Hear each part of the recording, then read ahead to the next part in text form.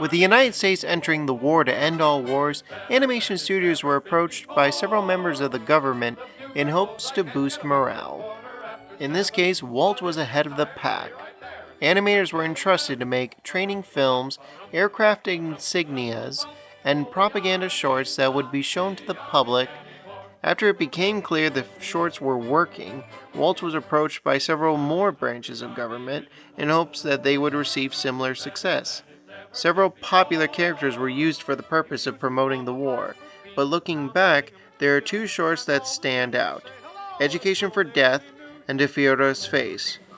Education for Death is based on the nonfiction novel by American author Gregor Ziemer.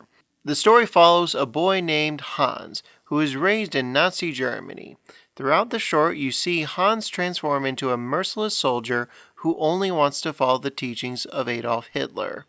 The goal of the film was to showcase how immoral and wicked the Nazi Party was, and how America could not afford to lose. Part of the reason Walt was so willing to work with the government was to offset some of Fantasia's budget.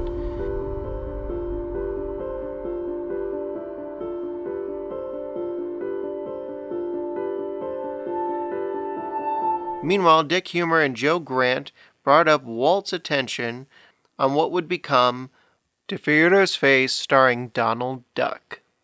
The short focused on two things: comedy and how economically devastating it would be if the Nazis took over the country. This is the only Donald Duck short to win the Academy Award. These shorts were meant to be a moment in time. Certain shorts and gags have not aged well, but you cannot argue that animation was at its peak at that time, and was responsible for some unforgettable moments.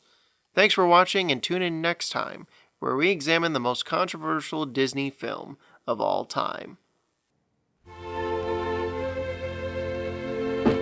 During the last few years, we've ventured into a lot of different fields, and we've had the opportunity to meet and work with a lot of wonderful people. I only hope that we never lose sight of one thing: that it was all started by a mouse.